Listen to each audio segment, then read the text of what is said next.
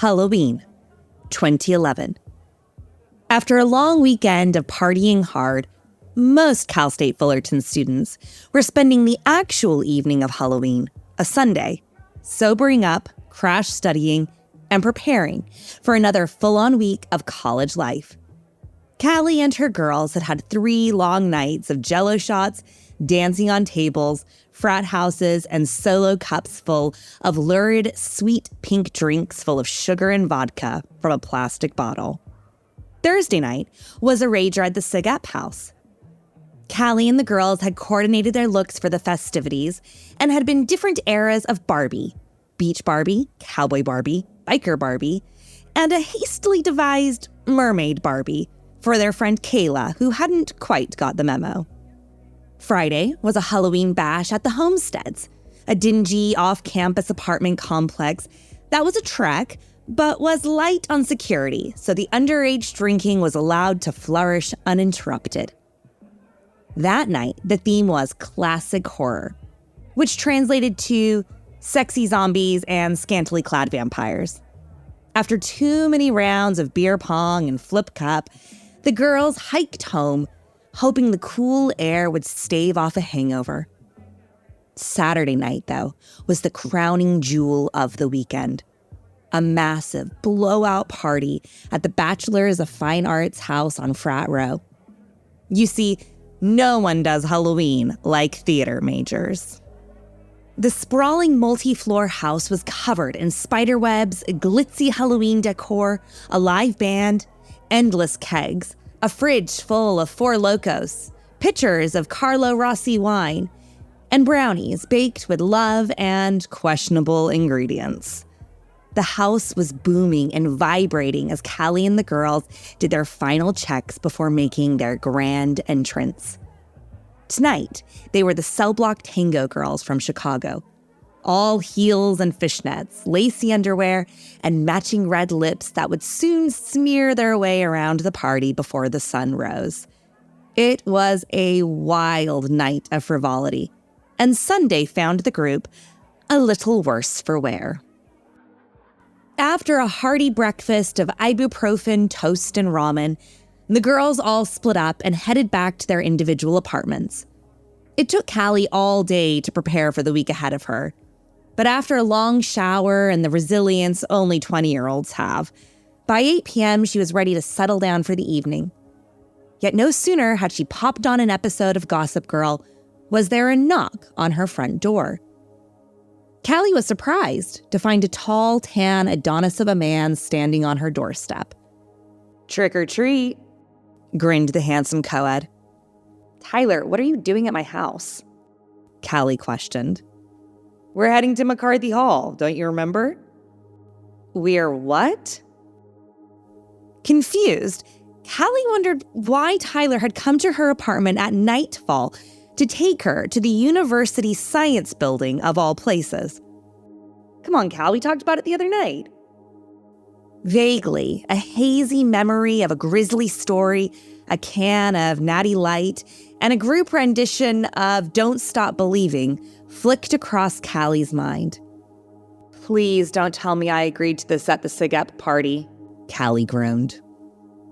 Tyler clasped his heart and melted dramatically down the doorframe.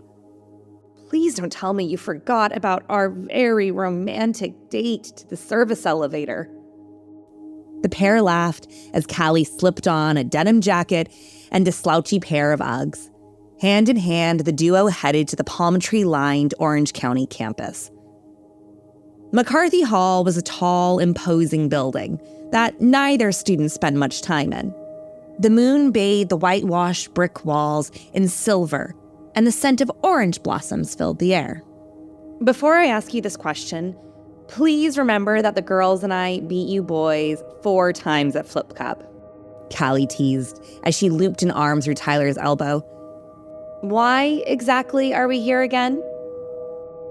"Well, in 1976, Professor Peters finished up an arduous day of grading papers and left his lab in the basement of McCarthy Hall. As he headed towards the service elevator, he was met by one of his students, a quiet yet underachieving girl from his Physics 101 class. He greeted her cordially and asked her what she was doing on campus so late on a Sunday night. Suddenly, without warning, she withdrew a gun and shot the professor, once in the head and twice in the chest. Legend has it that if you ride the service elevator on a Sunday, no matter what floor you choose, it will automatically take you directly to the basement.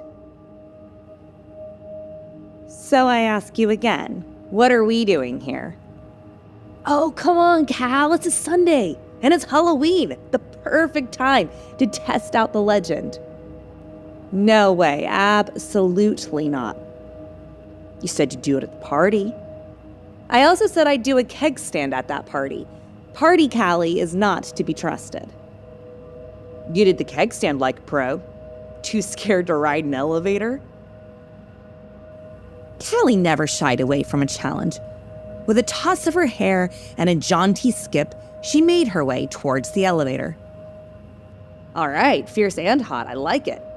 I tell you what, Cal, if you ride the elevator, drinks are on me this weekend. Drinks and dinner, Callie bargained as she hit the elevator button and stepped inside the aluminum box, leaving a grinning Tyler drooling after her. With a black shattered nail polish index finger, Callie hit the button with a faded 6 printed on it. This was stupid, but Tyler was hot, and there was something fresh and exciting about the spontaneity of the moment. With a jolt, the elevator jostled, but went neither up nor down. Once again, Callie hit the button for the 6th floor. There was a crunch and a scrape, but no movement.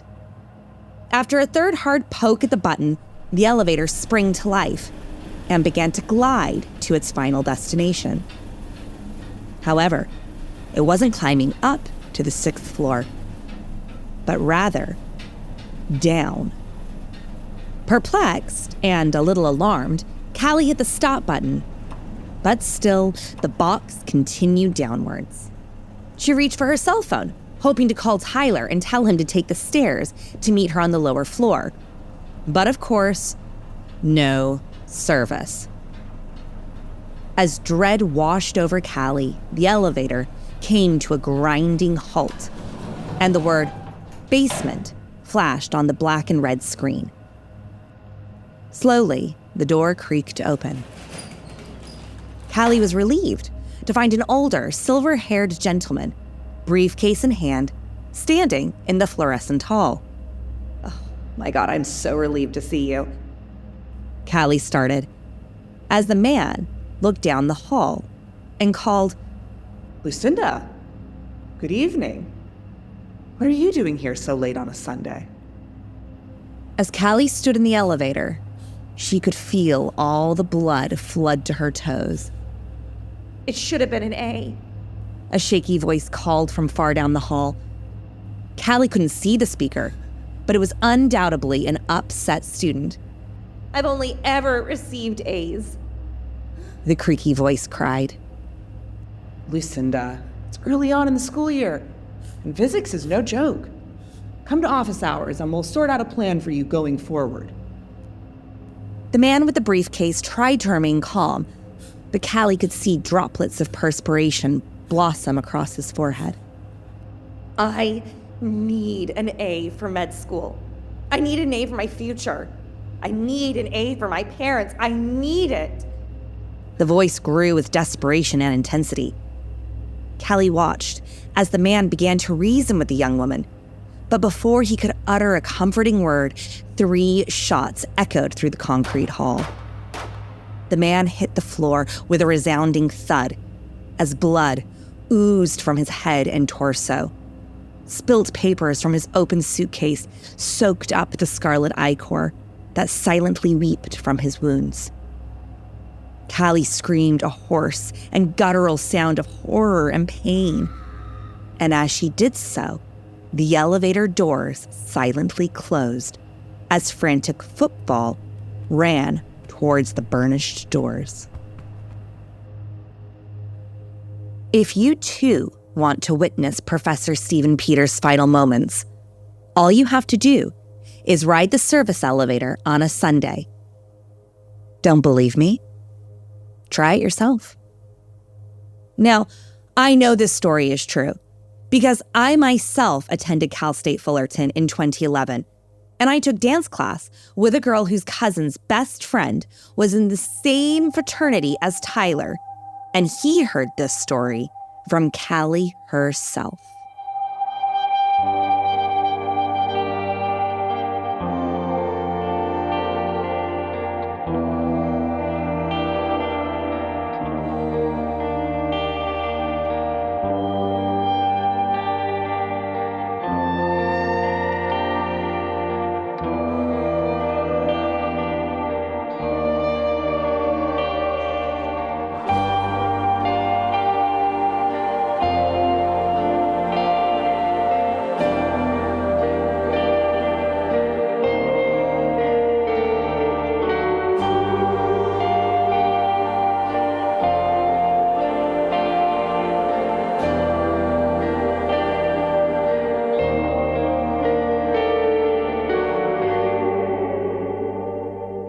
Do you ever lie awake in bed at night and wonder, what is happening in the West London Witch Patreon?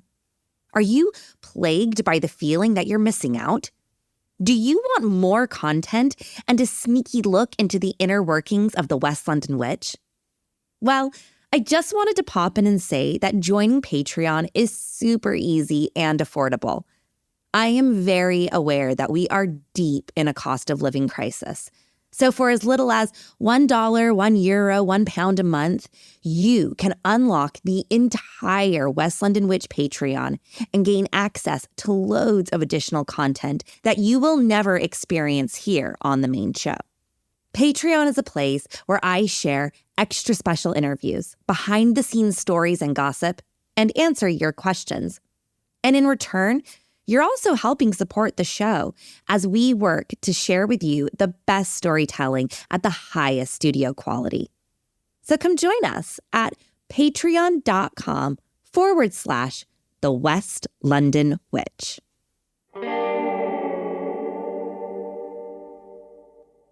Hello and welcome to the season 4 finale of The West London Witch, a podcast where we share stories about those moments where we find ourselves very much not alone. I grew up in the 90s on a steady diet of so weird, scary stories to tell in the dark, Goosebumps, and my favorite, Are You Afraid of the Dark? I loved the idea that children were allowed to wander into the woods at night, unsupervised, light a campfire, and tell terrifying tales to each other. And don't forget the epic bag of magic glitter sand. My friends and I had to be inside once the streetlights came on. Yet, this band of buddies fellowshipped under the full moon in the depths of the forest. I have tried to recreate this scene with my friends many a time, but truth be told, I'm the only one who ever comes prepared with stories. But thanks to you, lovely listeners, at the conclusion of each season of The West London Witch, we make my millennial dreams come true as we have created our very own West London Witch Midnight Society. Tonight, we will share a collection of urban legends and hometown horror stories that will continue to haunt you until our Season 5 premiere. Submitted for the approval of the Midnight Society. I'm Rebecca Strazina, and this is The West London Witch. Season 4 finale. I know it's true. A friend of a friend told me so. Part 4. Our first submission to the Midnight Society comes from the rugged coastline of Devon, England, and is told by my very own Uncle Richard.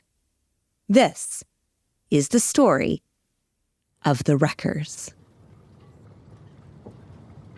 I am lucky enough to live in one of the most beautiful parts of England. I am lucky enough to live in North Devon. Indeed, I am lucky enough to live in a coastal town in North Devon. The North Devon coast is spectacular, made up of towering cliffs, secluded bays and pristine beaches. But there is a dark and wicked side to this idyll. The wreckers. In days gone by, all along this treacherous stretch of coast, gangs of wreckers would be out on stormy nights, luring ships towards what the sailors supposed were safe harbours, but were, in fact, the razor-sharp rocks that fringed the shore. Once the ships had been smashed and grounded on the rocks, the wreckers would murder the crew and plunder the cargo. No wonder, then, that this area is rife with stories of restless souls. One place in particular is at the very heart of such otherworldly activities. Indeed, it is said to be one of the most haunted buildings in all of Devon. Chamber Combe Manor. With tales of cradles that rock of their own accord, and items being moved around, to the ghost of a young girl whose perfume can be detected in the room she inhabits. Spirits that push people in the corridors, and grandfather clock doors that open in empty rooms are but a few of these spectral phenomena. But surely, of all the tales told of Chamber Combe Manor, that of the hidden room must be the most spine-chilling of them all. Chamber Combe Manor is situated in the town of Ilfracombe and has a long and varied past. It is listed in the Domesday Book of 1086. It was owned in the early 16th century by Henry, Duke of Suffolk, who was the father of Lady Jane Grey. She was queen for 9 days before being deposed and beheaded for treason by her successor, Mary I, better known as Bloody Mary. But our story concerns the most infamous family ever to have owned Chamber Combe Manor. Alexander Otway and his son, William. The Otway family acquired the property around 1650. Alexander was a habitual gambler, drunkard, and leader of a notorious gang of wreckers. But let us pause there in our telling of the story of the Otway family and jump forward to 1738, when Chamber Combe Manor was owned by a gentleman called Jan Vey. Jan was engaged in a spot of refurbishment and remodelling and was intrigued by an anomaly that meant that the rooms on the upper floor didn't line up as they should. This piqued his curiosity, so Jan took a pickaxe to the wall to discover what lay within. What was revealed was a small windowless room. But it was what was in the room that was to haunt Jan forevermore.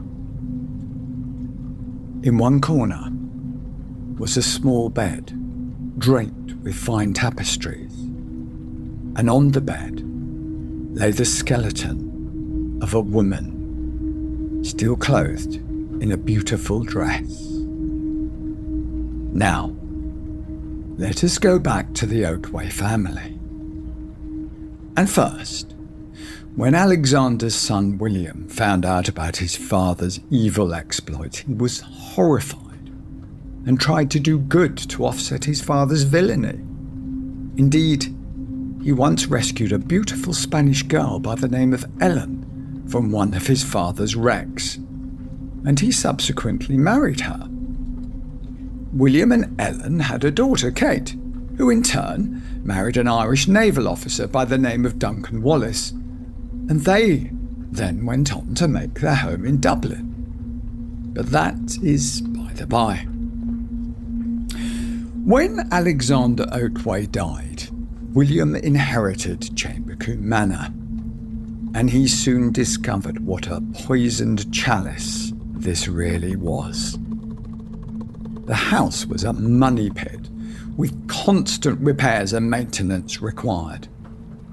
Added to this, William was forever being pressed to settle his late father's drinking and gambling debts.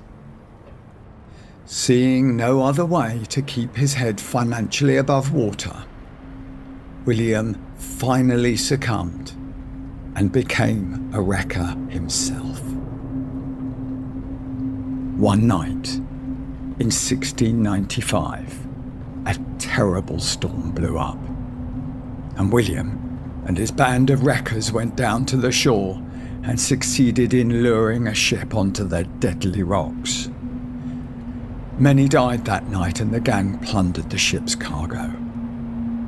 At one point, William found the washed up and horribly disfigured body of a fine lady, one of the ship's passengers.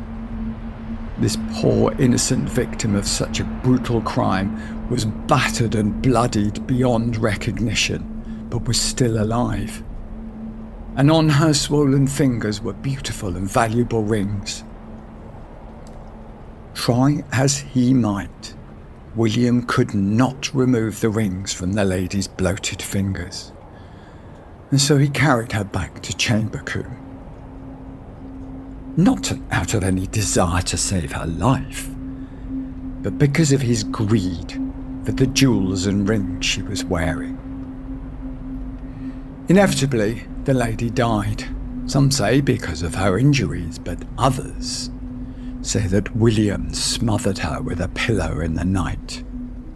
Either way, William got the bounty that he had gone to such depraved lengths to acquire. The wreck was the talk of Ilfracombe, and shortly after, on visiting one of the town's taverns, William heard two sailors who had survived the wreck telling their tale. They had set out from Ireland with their captain and his wife to cross the Irish Sea to visit family, and had been caught by the storm and lured to their fate by the wreckers. It was only when William heard the name of the ship's captain that his blood ran cold. The captain was Duncan Wallace, and the horribly disfigured and now dead lady was Duncan's wife, Kate, William's own daughter.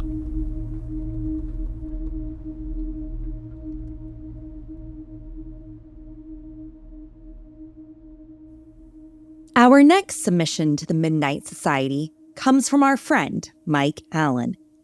You may remember Mike from episode 62, Sentencing Satan, where Mike told us all about his first-hand work on the case of Arnie Cheyenne Johnson. Tonight, he will be sharing a puzzling mystery that takes place in a Connecticut cemetery. This is the story of the Lady in White. There's an old cemetery in a rural town, a sleepy town in Connecticut called Easton. The cemetery, Union Cemetery, has been around for 400 years. It was established in the early 1600s when European settlers were brand new to the area. Now, unlike most of the old cemeteries in Connecticut and in the United States, this cemetery is still technically in use. There are interments. It does not happen often, but it does occur. One notable one occurred 10 years ago when the great blues guitarist Johnny Winter was buried there.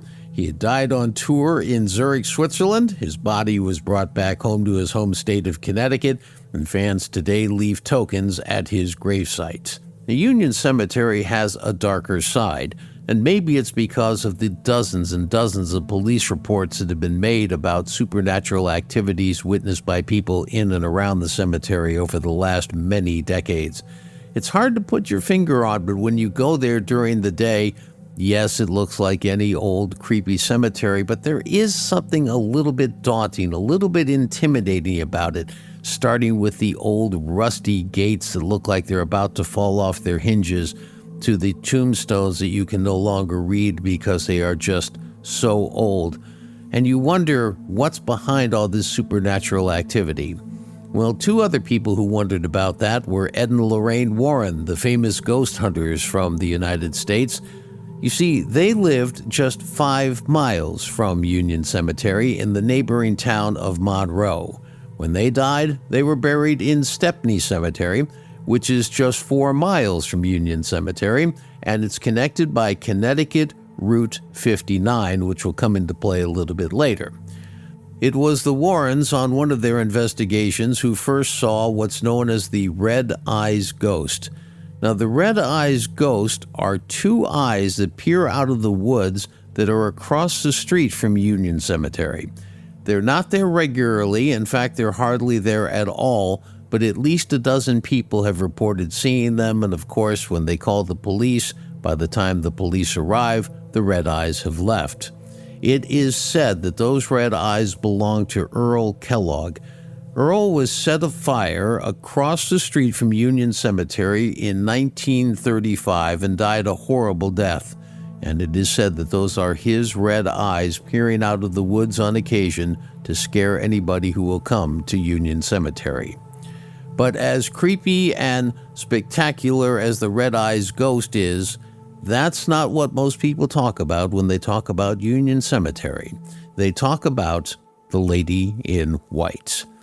Now, there are a lot of unmarked graves inside Union Cemetery, and the saying is that the Lady in White occupies one of those graves because nobody knows for sure who she is. The Lady in White, a beautiful woman, probably about in her 20s, very attractive, wearing a white gown, and she glides across the land inside the cemetery, and more frequently is seen along the border of Connecticut Route 59 between Union Cemetery and Stepney Cemetery. Now, she's been seen on this roadway for at least 40 years. One story about who she may be was there was a woman, it's not sure what year it was, who died during childbirth in her 20s. It is said that she's the woman, she was a poor woman, and she was buried in an unmarked grave, that she is now wandering looking for her child, either in Easton or neighboring Monroe. Now, there are 2 other suggested possibilities for this woman. One is a woman who killed her husband in the 1940s and then was herself murdered. The third option is that right next to Union Cemetery is a church. It's an abandoned church. It's been abandoned for decades, the windows all dusty from nobody having been inside and cleaning or doing anything inside that church for so long. Behind the pastor's house at the church is a sinkhole. It has recently been filled, but it existed for dozens of years. In that sinkhole one night was found the body of a young woman with blonde hair. Nobody knows who she was. She was buried in Union Cemetery, and some speculate that it is her who is seen in and around the cemetery. When the reports poured into police about this lady in white being spotted in the cemetery along Connecticut Route 59 and in the vicinity, the descriptions were always the same with slight differentiations. She was always a young, attractive woman, but sometimes she was wearing what appeared to be a white nightgown, other times it was a white dress, sometimes she was wearing a bonnet, sometimes she was not. But in all cases, the witnesses said that she was floating along the ground.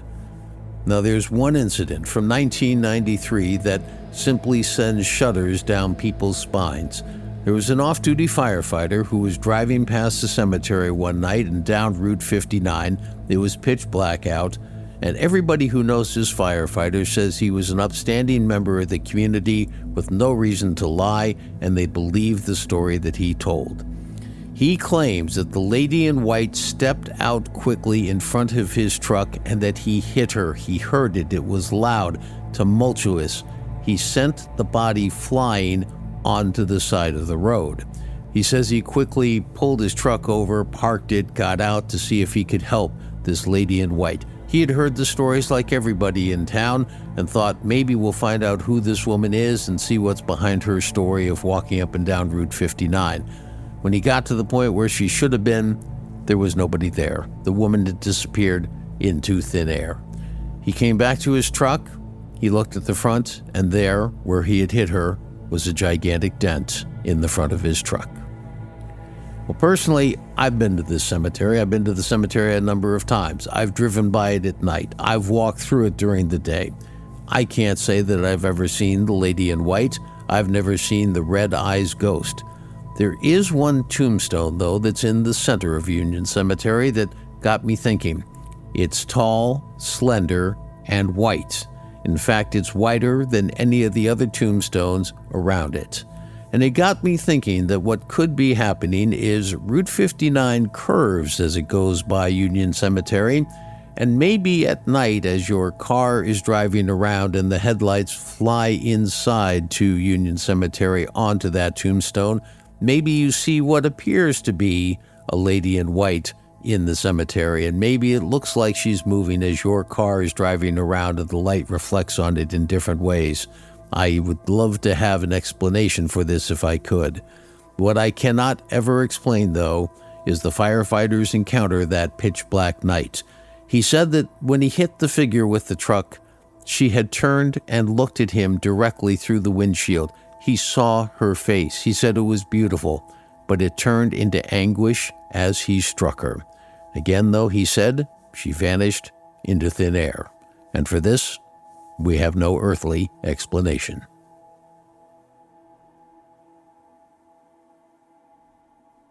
Our next submission to the Midnight Society is one of my favorite urban legends, a classic, if you will. For the final tale of Season 4, I present to you The Clown in the Corner. To get a babysitting gig in town was a battle. Too many teens desperate for cash, not enough parents willing to leave their children with high schoolers for the night. However, Carol Ann had mastered the market. She was cheerful, bright, responsible, prompt, and had younger siblings herself. She once babysat for her neighbors, a prominent couple in town. And after they had sung her praises to their equally fancy friends, she never had a Friday night free. She was the babysitter. Everyone loved her, children and parents alike. And she loved the independence a little cash gave her. Not to mention the unfettered access to her clients' pantry and cable TV. This autumnal evening was much like all the others. After a bidding war for her time, a new family, the Carsons, had secured her services. She had never been to their sprawling white colonial before, but she knew the neighborhood. A tree-lined avenue sheltered by ancient oaks and tall iron gates. Homes sat off the road behind luscious verdant lawns, trimmed with ruby zinnias, dainty pansies, and golden dahlias. Sleek modern cars adorned red brick driveways. And opulence oozed from towering double doors that opened up to glossy marble front entryways. Mr. Carson was an attorney, and as Carol Ann looked upon the home, she began to consider law school, too. As she pulled her old Buick onto the drive, she prayed it wouldn't drop oil on the pale, ashy stone, and looked up at the colossal home that reminded her of a baby White House. 4 Ionic columns stood as sentinels before an expansive porch that wrapped its way around the home. The front door was tall, ornate, and trimmed with brass polished to a luminous shine. Before Carol Ann could knock or ring the bell, a glamorous woman swathed in pale pink silk and Chanel opened the door. "Oh, I am so glad you are here," the woman greeted as she fastened an uncooperative diamond tennis bracelet. "We got the time wrong, you see. The event starts at 7, so we're already late."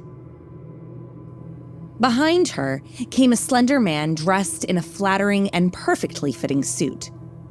"Ah, you must be Carol Ann. Pleasure to meet you at last. You've come highly recommended. Thanks for coming over tonight." The husband was calm, genial, and not in half as much of a rush as his wife was, who was now fiddling with a tube of lipstick. "The kids are in bed," he continued. "First room to the left on the second floor, but they should sleep right through. If you need anything," the wife followed, "the number of the venue is on the fridge, and we should be home by 11? "Better make that 11:30, Mr. Carson amended. "Any questions?" Mrs. Carson asked briskly. Anything I should know about the kids? The house? Any pets?" Carol Ann asked tentatively.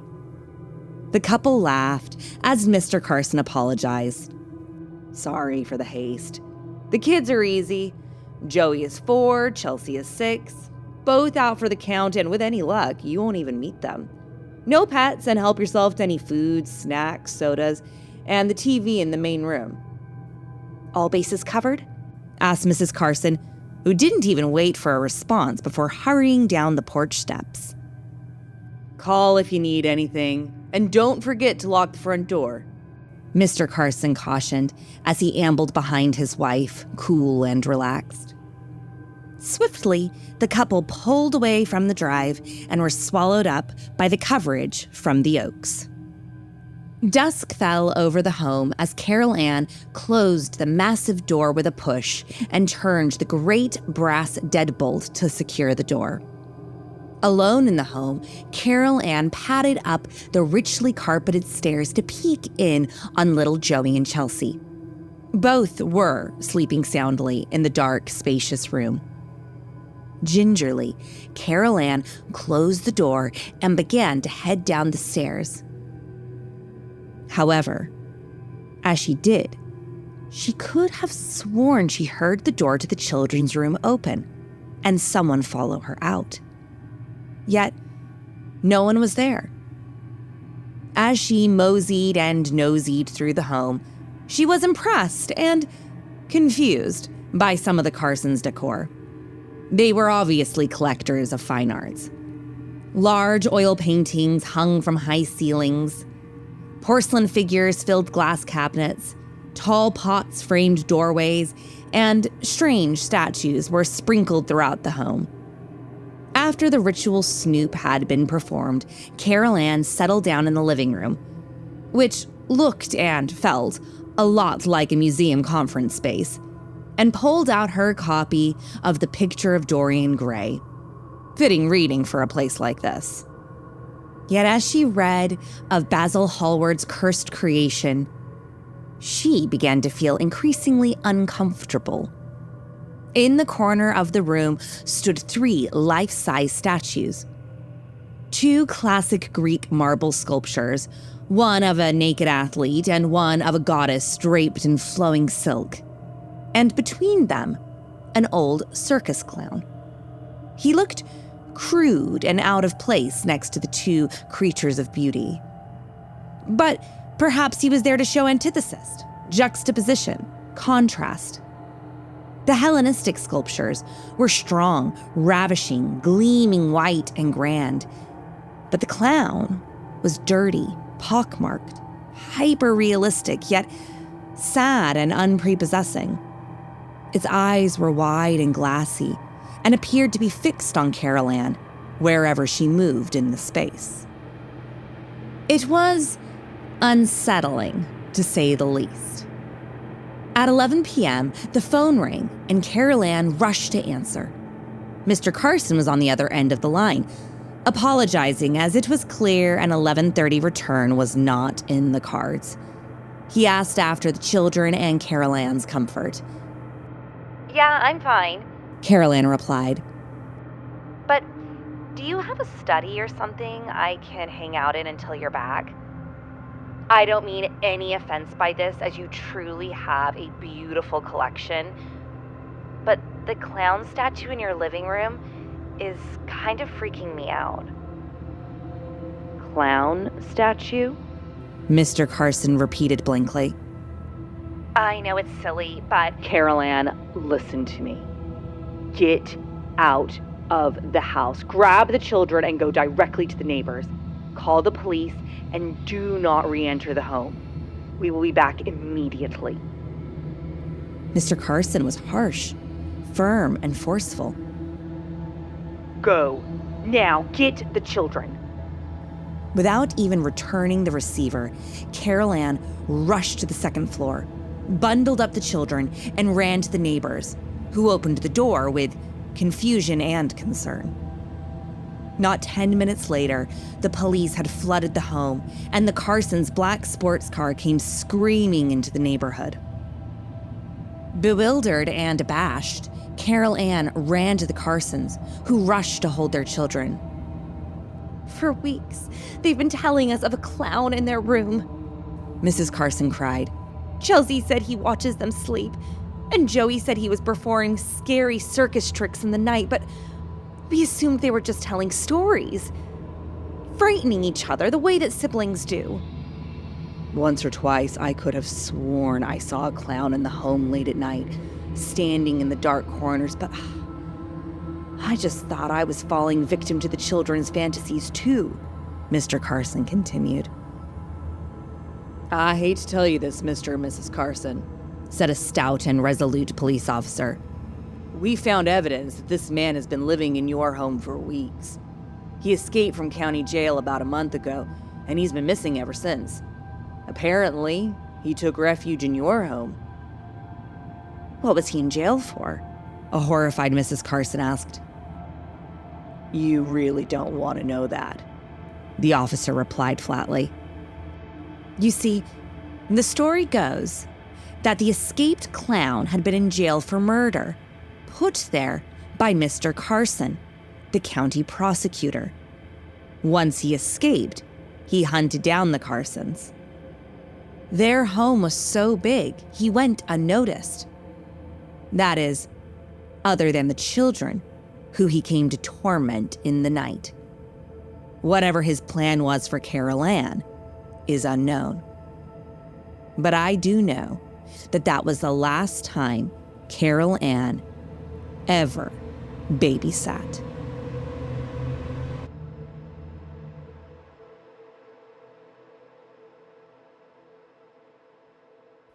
This concludes this evening's submissions to the Midnight Society and Season 4 of The West London Witch. I truly cannot thank you all enough for the love and support that you have shown the podcast this season. Endless thanks to our amazing storytellers who have generously shared their time and stories with us. It is an honor to share your tales on our platform, and I am so thankful that you have entrusted me to present them with the respect and sensitivity that they deserve. To our patrons, the true heroes of our show, there are not enough thank yous. You have donated not only your love, but also your money to keep the show alive and accessible. My heart is overwhelmed by your generosity. And lastly, thank you to my dear friend and our beloved sound magician, Danny. There is no West London Witch without the incredible spooky world that you create for these stories to live in. Your time, talent, and most of all, your friendship is truly invaluable to me. I honestly could not do this without you. Although this is our final episode of Season 4, Season 5 will go live in a few short weeks. However, if you want to spend your summer with me at Cobweb Cottage, come join us on Patreon as we dive into the sinister world of Michelle Remembers, the 1980 cult classic that set off the satanic panic and created shockwaves across the globe. Join me on Patreon as I read you the entire book chapter by chapter, providing commentary, thoughts, and theories along the way. For as little as $1, €1, £1 a month, you can access not only the entire Michelle Remembers story in real time with me, and access our entire Patreon catalog. Something to keep you company until the launch of Season 5. Join us at patreon.com/The West London Witch. And until next season, merry meet, merry part, and merry meet again.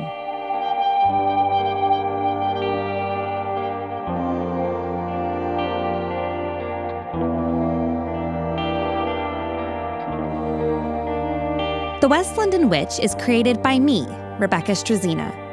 Our sound designer and production magician is the incredible Danny Cross. Our theme music was bespokely written and performed by the wickedly talented Kyle Hall. Our cover art is the beautiful collaboration between Lizzie Wilson and Jake Bowser. Special thanks to Miss Sinead Bowers, our quality control and biggest cheerleader. And thank you to you, all of our listeners all over the world. These are your stories. Thank you for sharing them with us.